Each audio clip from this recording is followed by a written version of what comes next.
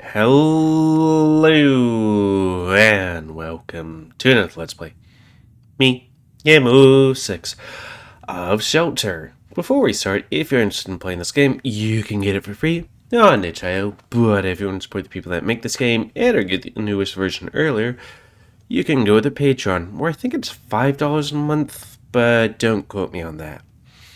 So, on the last Let's Play, I was catching up on things because, I've been busy and sick and everything, which was a Christmas update that we haven't seen this yet, but also a continuation of Max's route, where we went into the control room, went, hey, this cable's cut by Aylin's knife, but not necessarily Aylin, because there was like another scent on it.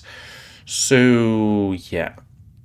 And Max tries to use human vision, and it was working for a little bit before he suddenly started freaking out because it do be like that. And then we did the thing we did in the other two routes, which was grab onto the cables, and now we're living Max's or Akri's memories. Let's continue. I open my eyes to see my brother's crying face over mine. So he's safe. I'm glad. Can you hear me? Say something. Everything hurts. Everything except my numb back. I try to move my arm, but I realize I'm tied down and immobilized, chained to the floor. That's because of the procedure, right? We're back in our cage. It feels good to be here again. It smells like me, Akri, and the kittens. They all look so worried. They cling to the bars of their own cages and stare at me with teary eyes. I feel bad for them, but man, thinking of like the cat people using kittens as like murdery experiments things. I'm too tired to even speak. I smile instead. Oh jeez, my Maximus. Come on, it's hard to do these readings with different names. Ton Itras. You told Pontius not to cry. Shut up. It's okay. Max, it's over. They let me stay with you. Everyone was worried. But I knew you'd pull through. Yeah, you're a strong puppy. The only one that can beat Lucius at games. Hey Lucius, you can look now. Is he alright? Lucius is alright. He is not... Wait, it's not like you to mope. Can I touch your hand, Maximus? I look at my short panther friend, reaching his arm through the bars of the neighboring cage. My arms are tied so tightly I can't move them, but the cages are so small, he manages to put his fingertips over my hand. We're all kind of starting to outgrow our cages. I can't reach. Here. My brother holds the Siamese kitten's hand, reaching out from the cage on the opposite side from Pontius. And then he puts his own on mine. The frown on Klaus, that guy's face, melts down into comfort. It's not fair. I want to touch you too, but I can't reach any of you. It's okay. Grab onto my tail. And so they do. Magnus grabs onto Pontius's outstretched tail, and Tontiers onto C. All of them want to share the moment of closeness with us.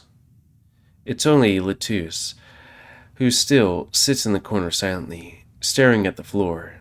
He ignores Tontiers' wagging tail. I didn't want to forget you. Aw, buddy. It's alright. Max is back. He's safe now. Is he really? Do you even know what they've done to him? Do you have any idea what they can what they can decide to do to me, Harry, or any of you any day now? Each of those empty cages used to be the dens of our friends too. I'm sure of it. And now, it's like they never existed. Don't say that out loud. We aren't supposed to be talking about the empty cages. I don't care. How much more can they take away from us? How can you guys smile and act like that, knowing none of it will last? No way. We'll all become the best Opal Pride cats ever, and we'll stay together forever. Yeah, we'll be going on missions and stuff. For me, I think that's exactly because I know it won't last. Either they hurt us again, or we grew up to be just like all the other adults. But I don't care about that right now. Today, I thought I'd lost my brother, but I got him back. He saved both of us. I don't know what will happen when we grow up, but right now, everything is just fine. Lutua sighs and grabs onto Tarnus' tail so hard the white tiger yelps in surprise. Now, we're all connected. Me and my family. Don't make me cry, game. I don't want to think about puppies and kittens being sad and have horrible things done to them. Or at least, we are until our proper training started. Our growing bond was a concern for those bastards in the Opal Pride. I heard them talking about it. They were worried the kittens would start growing sympathetic towards the canines because of us. However, they didn't separate us. They did something much worse. I didn't understand the extent of their evil at the time, and as years went by, those details of our early childhood became blurred in our minds. The only thing I could think of from right now would be that whole thing that I guess at some point somebody did, because it's a thing that's like, here's this thing that makes soldiers think. It's like, here's a dog or something, and you grow it and raise it, and when you're getting at a certain age, you kill it. I'd be like, why?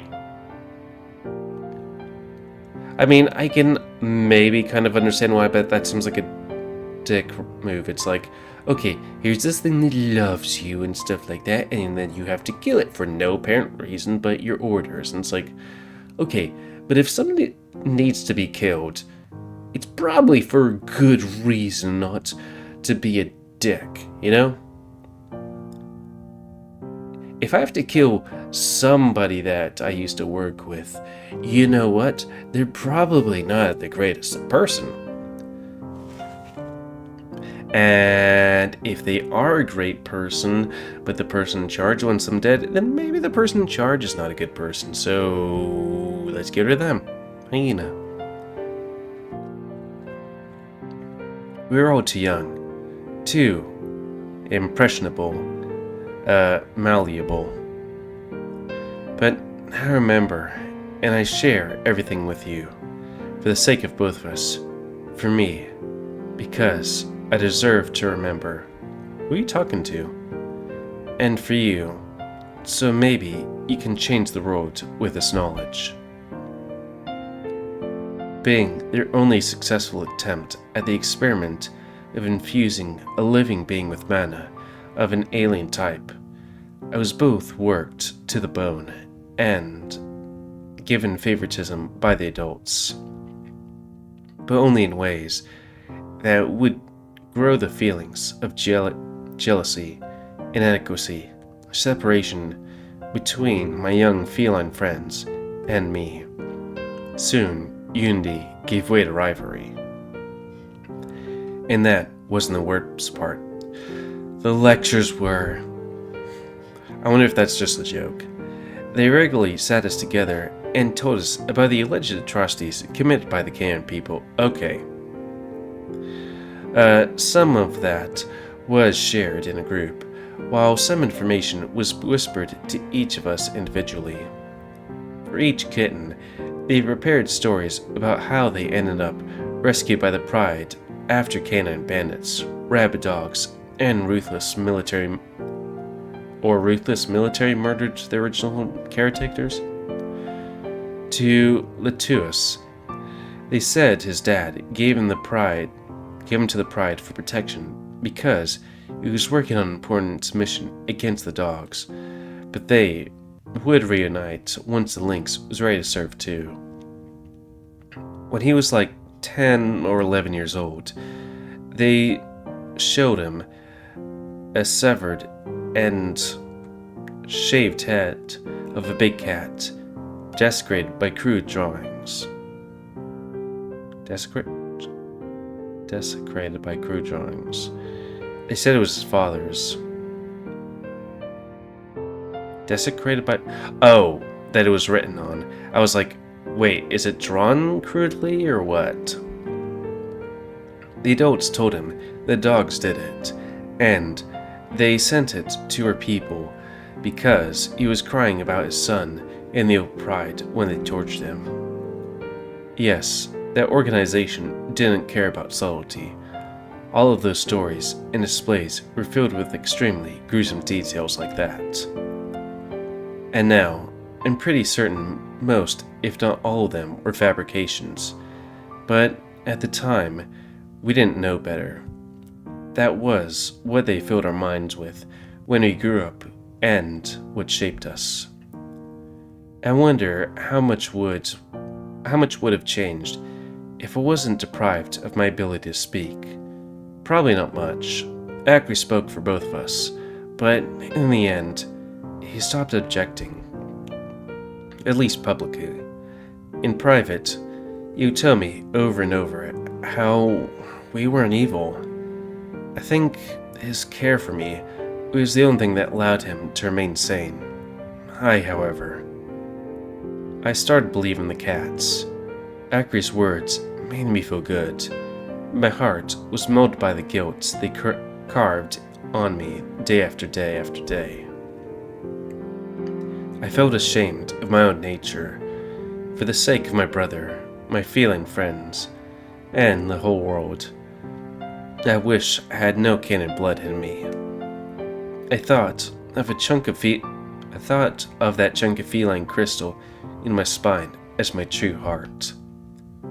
If I didn't have Acri, I'm sure I would remain in this denial until the day of my death. He supported me when my heart ached, and once he suggested desertion, I didn't object. I didn't really agree to that decision either. I neither agreed nor disagreed. That was the problem with me at the time. I had no voice of my own. All I had was my brother. And this power I dedicated to his protection. Dedicated? Yeah. If these are the famous canine values you're so proud of, then most of the felines, and I think they're like lizard people, are more canine than any of you. My heart skips a beat. I hear my brother shout, so heavily infused with grief and fury. Those feelings resonate with everyone else in the tavern, and they stir something inside me as well. We didn't come here seeking trouble. We traveled this far to escape oppression, and it seems like we were only exchanged one type of injustice for another. This must be how everyone else feels now too. I don't know about the others, but I don't want to watch while Acri gets hurt. I step forward, and yet he stops me. I listen, because that's just what I do. I'm not the one who makes decisions here. Acri leads. I follow. After all, he's too weak on his own. If I don't support him like he supports me, he won't be able to achieve his dreams. Even if it goes against my better judgment, I will still listen. My judgment? My focus snaps right back on the sound of shattering glass bottle strikes through the room, making everyone gasp. The human, he rushed to defend Acri while all the other dogs watched. While I watched. A body moves on its own before my learned obedience can hold me back again. I don't even look at my brother. For this one single beat it takes to close the distance, my heart beats for that human. That's a new and surprising feeling. He told me that Chilter allegedly changes people in mysterious ways. Is that how it's changing me? It's like something is speaking through me. Those beautiful, grand ideas.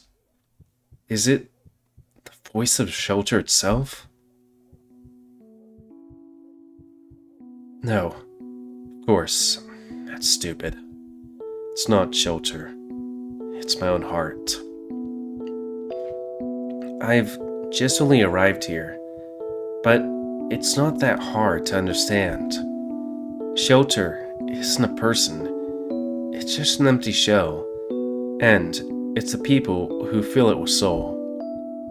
All Shelter does is open the hearts of those inside it, setting those hidden thoughts free.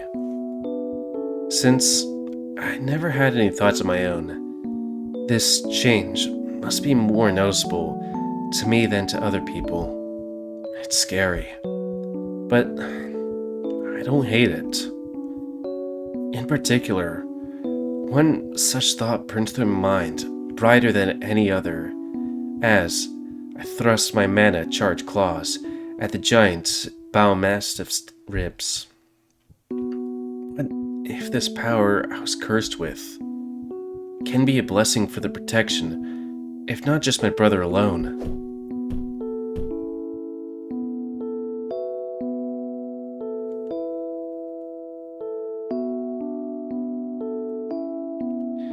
You shouldn't have done that, Max.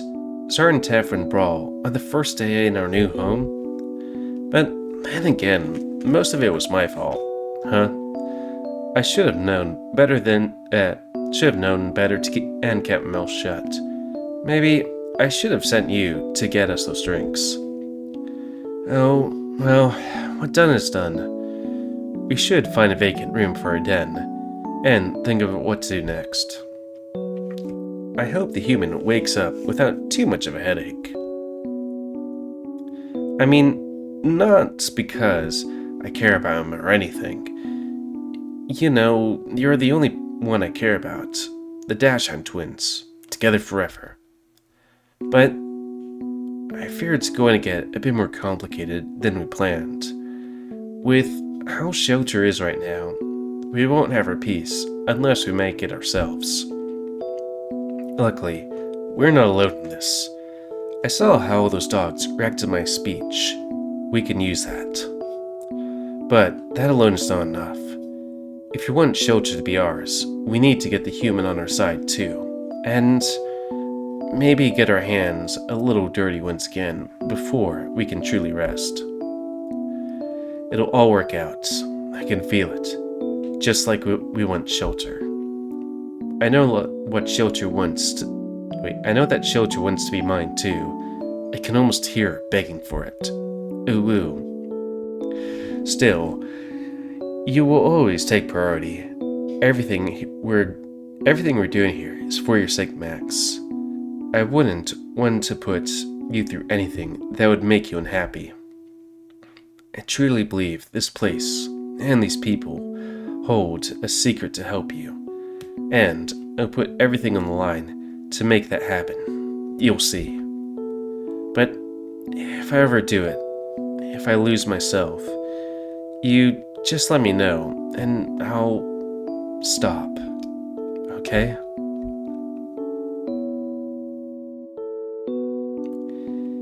He had such a kind, misguided heart. I truly believe that everything he had said that day was true.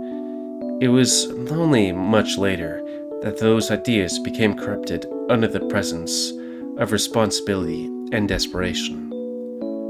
I wonder if anything would have changed if I was already able to speak those words at the time. Probably not. After all, my inability to speak was rather a symptom of something much more complex, something I only barely started to be aware of, something that would still take me a while to grow past. But I'm getting ahead of myself. Sorry. One beat at a time, right? It is kind of weird that, unlike the other two things, which was living in the moment of that memory, this is like, and let me introduce myself. I'm Max. This is my backstory. Though, out of the three of them, okay, Rune, definitely not the smartest one. Very smart, but maybe in a different way. I guess Max is more of the more socially and otherwise smart, I guess. Our first month in shelter was busy gathering allies and assessing our dominance. It got messy a few times, and on very special occasions, I had to use the power of my crystal to get us out of trouble. Akri tried, sorry I got hiccups, to orchestrate situations where my displays of power could be seen by the greatest number of dogs possible. After all, we couldn't rely on it for long, so we had to maximize public gains from it. With his way for words and my strength, we started to gain support from more and more dogs. We confronted, broke, and usually absorbed the smaller groups into our ranks. I was like, aborted? Wait, what? No, absorbed. Over time, Shagbark's eternal winter knots lost pretty much all of its respect and prestige. Our pack was the dominant force in shelter. And yet, it wasn't enough for Akri. Even with its advantage lost, the Knots unity still wasn't broken, and their mere presence was a thorn in his side. They were the final obstacle before his perfect shelter could become reality. You already know, more or less, how we dealt with that. We lured Shagbar's whole pack outside shelter under the presence of a negotiating deal of splitting our territory. But in truth, it was a trap to let them be apprehended by the Crimson Royal Grove's watchdogs for all the canon law violations they had committed. Extortion, robbery, second-degree knottage, and even testimonies of much more serious felonies from their years before shelter. We gathered witnesses for all that. Second-degree knottage. We aided the watchdogs in catching and collaring each of the knots, and I'll never forget their eyes of disbelief as they were being taken away to Marsbrook. Echo was convinced that it was for the best for shelter. Furry and Rune would eventually both share the same opinion later on. I, however, never objected to this plan, and I dedicated all of myself to this realization. However, I still felt very uncomfortable about it, in part because it broke the very concept of shelter, and in part because I was conflicted with your vision of it. Akira understood that too, and that's why, as soon as we came back, he did everything in his power to appease you into taking that news as smoothly as possible.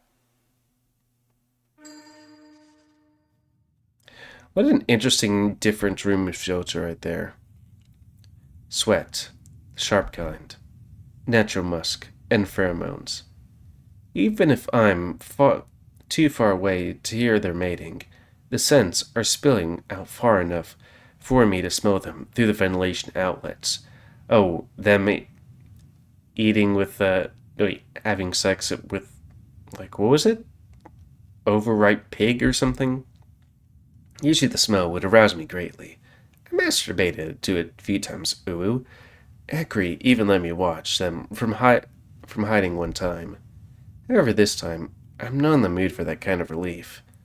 I am impressed that Hackney is stable and able to perform.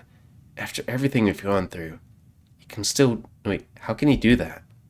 Or is that success with Shagbark actually excitement? Did that? I can smell in his pheromones. It's very saturated, confident, powerful, and overwhelming scent. He's exhilarated, drunk with that power, and now exerting it on the human, his ultimate trophy. I'm happy for him, but I'm still surprised. That's how my brother's heart works. Luke. Luke. Fast, heavy steps approach the corridor. From behind the corner comes Runemoon. He looks frantic. Wait, elated? Max, you. Is Luke there? I grunt and stand in front of the closed gate, stretching my arm to stop him. I know I couldn't stop Runemoon if it got serious, but I promised my brother to guard the gate to the room, and don't intend to step aside in it for anyone. Is Hackery there with him? I looked left and right, feeling unreasonably nervous. I'm great under pressure of deadly assassination missions against enemies, but dealing with awkward situations with the dogs of my own pack pierces me with a terrible weakness. He looks at the ventilation outlet, gives the air a few sniffs, and I let out a panic whine when one of his signature grins closed on the edges of his lips. Oh, that brother hecking horn dog. This way to celebrate his victory, huh? I mean, sorry, their victory. After all, I understand why they wouldn't tell me, but Luke must have been on the plan. Luke must have been on the plan with you all. Been on the plan. Luke must have been on the plan with you all, right? Right? When I don't confirm, Rune's expression flips from cheerful to angry at the bat of an eye. He's always been scarily deducive. What the hell were you thinking? You come here, take advantage of our protection from the Grove, and now you're throwing your fellow dogs to the wolf's jaws? Are you and your damn brother completely insane? Open the gate and step aside. I want to talk to Luke. Move or I. Calm down, Rune. There's no reason to act so agitated. No reason? Do you have any idea what happened outside? With these two? Yes, I heard about that. Someone wants to speak to you in regards to that issue. If you could go and welcome them at the entrance. What? Who's coming? I will handle it here. You just go. He'll arrive soon. Of course, heckin' wolves would already. Just great. Heck. The husky punches his forehead and hisses in frustration before storming off. He looks completely fed up and doesn't even give me the last glance. Runemoon is an interesting dog. We learned about him in our pride as a despicable tyrant and war criminal. In reality, he's quite a complex boy with a number of contrasting dimensions to his personality. He acted pretty angry just now, but most of the dogs here know him as a typically easygoing, loud, and social husky. One time, he offered me sex, and I even wanted to accept, but Hackery cut him off. That was funny, and a little disappointing. Either way, I like his casual side much more than a stern one. Watching him, and knowing about his change, makes me think some funny thoughts. Right now, I'm an extreme outcast. I can't even speak to anyone. My brother is the only friend I have, but one day, I want to be as social as Runemoon. Maybe not plugging every hole, but at least talkative, Oh my. I looked upset. But don't worry, little dashhound. We will placate him. After all, both he and I know that you and your brother did was for the best of Shelter. And the best for Luke. Okay, so is this... Like, it kind of seemed like they kind of made the Winternuts to be bad guys in the beginning, but then it was like, maybe we just kind of took their stuff and then we're kind of, being okay. But then we kind of really threw them under the bus. I'm not sure. This scent. Are they mating? I whine. He sighs. I see. How curious. I know he loves it in his own way, and he will forever have all of my heart and devotion. Nothing will change that. And seeing him share the type of love with another dog, it makes me feel jealous? Yes, that would be the word. Sorry, I was being like jealous or envious. But this is fine. If that's what Luke wants, then this is what I want too. By tying the knot between Luke and the leader of our den's dominant pack, Shelter finally stands in unity. Especially now, with the eternal Winternuts finally taken care of. You did a good thing for Shelter today, for Luke. I was unwilling to dirty my hands out of my obedience to Luke, as well as my new convictions. But Akari isn't burdened by such limitations. He simply did what had to be done. I did not come here to condemn him. I came here to calm Luke down and make him realize the benefits of this situation. But I see Akari's already covering even that. Such a resourceful little doggy.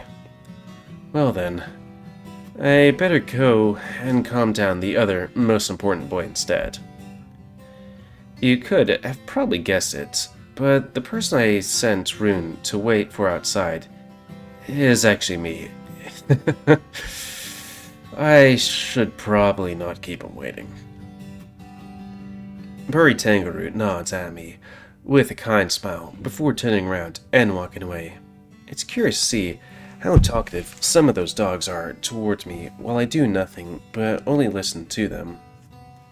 Especially this one, the monster dog, the roots of corruption, the fiend Bernard. So many nasty names for such a kind and dedicated person. Yes, I'm not oblivious to Furry Tangaroot, but I know so much more about him than most anyone else in Shelter. Me and my brother both do. He was both demonized and idolized among the executives of the Opal Pride. His cruel, bloody research allowed us to grow in power. They modified my body according to his findings brought with the hundreds of lives of hundreds. My brother despises him. He blames him for everything that's happened to me. He told me dozens of plans of how to dispose of him in the worst way possible, if only a proper opportunity arises. As for me, I never really felt the same way. I'm grateful to Akari for being so caring and protective of me, that he would aim all his hatred at someone who he believes did me wrong. But I think those feelings are misguided, and maybe even slightly irrational. Before he came to Shelter, Akari and I were the same as both Furry, Tangaroot, and Rumin's in their past. We were all brought up in a terrible system that pushed us into certain roles. Shelter blessed us by giving us the choice to abandon those pre-assigned roles and allow us to discover ourselves for the first time. That's the core essence of this place to me.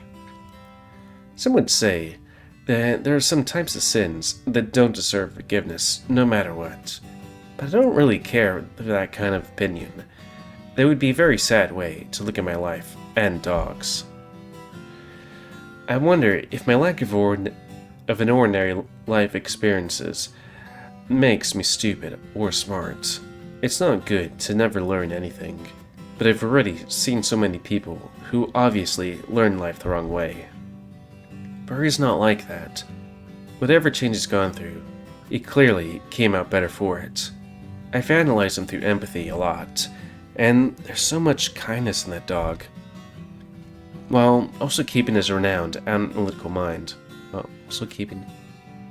He combines the strengths of both his past and the present, with none of that darkness we learned about in the Pride.